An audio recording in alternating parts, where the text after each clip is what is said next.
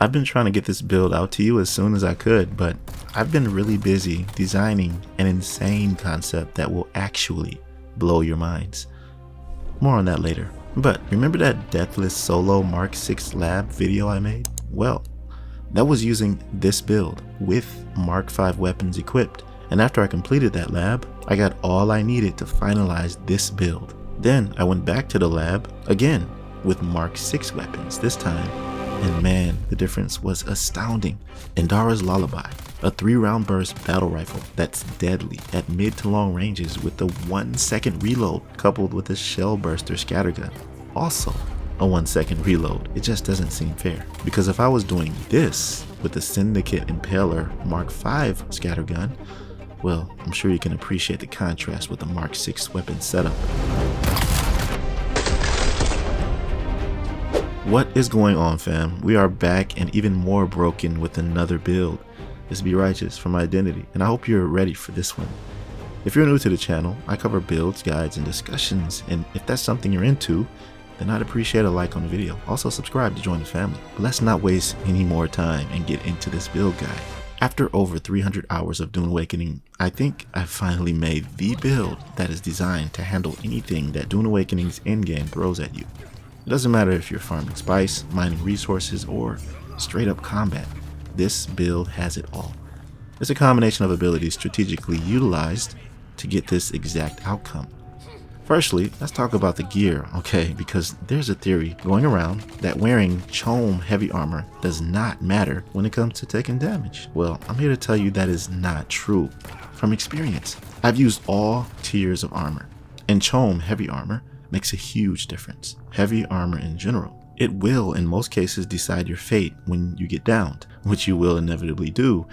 And I can say that over 90% of the time that I've went down using 𝐿𝐴𝐚 heavy armor, I've gotten back up, even with almost every NPC shooting at me. It's also formidable when taking damage while trading shots, like when using 𝐿dara's Lullaby. But this is not only from the 𝐿𝐴𝐚 heavy set. If you noticed, I've changed it up a bit. I'm using 𝐿𝐴𝐴𝐻𝐿𝐴𝐻's legs with his gauntlets as well. I really want the full set because not only is 𝐿𝐴𝐴𝐻𝐿𝐴𝐻's armor formidable, but it also has dart mitigation on every piece, heavy and light, plus a -4% dash stamina cost, which 𝐿𝐴𝐚 doesn't have. I so badly want 𝐿𝐴𝐻𝐿𝐴𝐻's chest and headgear so I can see how it really feels with the full set, but I've searched everywhere and from my understanding it hasn't been in the loot pool yet. So for now I'm using the 𝐿𝐴𝐚 boots, chest, helmet, and we're all good to go. The weapon setup I have is perfect. Static needle for my melee. There's no status effect that goes with this like the poison needle, but this weapon has a special attribute that helps to disrupt enemy shields, hence the name static needle is great. And because it's a rapier, the lunges with this thing are crazy. Pinpoint accuracy when you need to quickly finish enemies off. Secondly, I'm rocking with a named Mark 6 battle rifle called 𝐿dara's Lullaby. These 3-round burst weapons are actually some of my favorite types. And I thought this was like that one battle rifle that shot one at a time with the explosive damage, but it's not. It's something entirely different. And I'm not gonna lie, I purchased this from the exchange in 𝒉𝒆𝒍𝒑𝒔 for 300,000, and it's worth every penny. Each dart hits for over 50 damage, so more than 150 each burst. But perfect mid to long range battle rifle. It goes really well with one of the Mentat abilities I'm going to show you later. This shotgun needs no introduction. I'm sure you're all aware of the shell burster scattergun.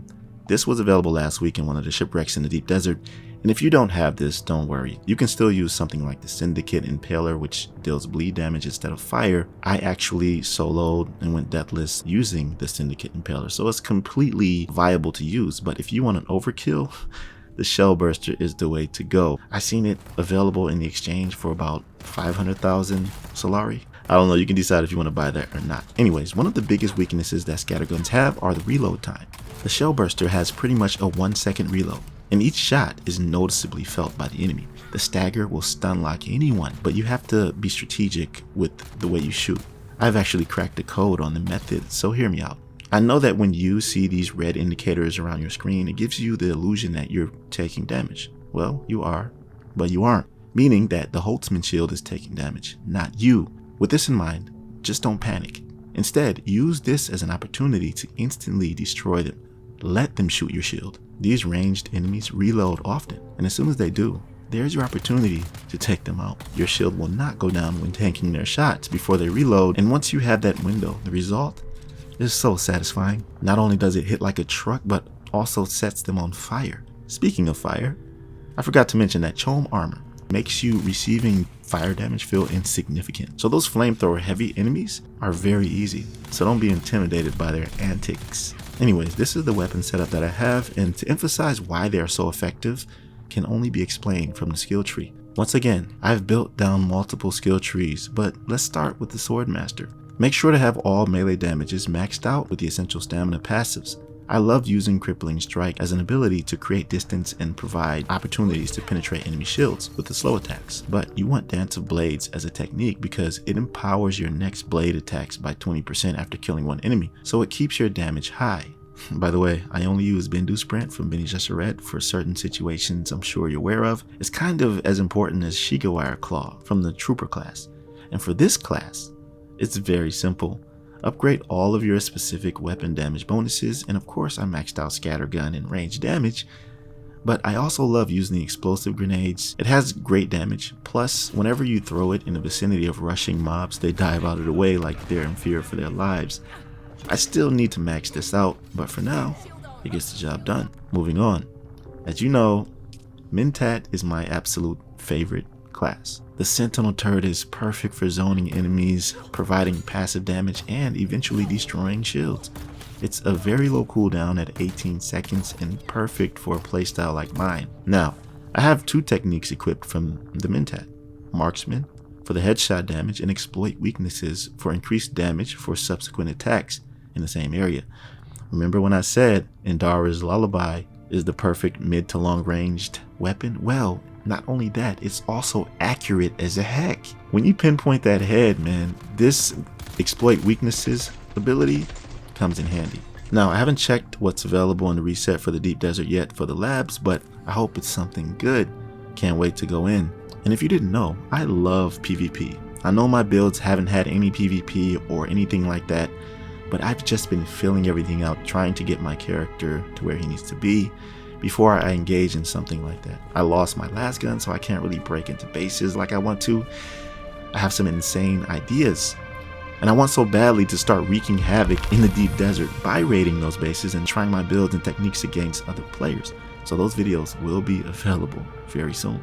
And I'm going to end after this, but there's something very special I want to share with the DuneAwakening community. I've created a base concept that I am pretty sure no one has thought of. If you can guess what that concept is, then feel free below. Or if you want more details about what I'm doing, then you can join my Discord link below and we can go into details there. As far as this build goes, that's pretty much all I have today. Let me know what you think of it below. And if it helped you out in any way, feel free to like the video and subscribe if you feel inclined. I'll see you in the next one. Oh yeah, one more thing before I go. If you want to see the full lab run with this build setup, then let me know. Alright y'all, that'll do it for this one. I'll see you in my next video. Be right out.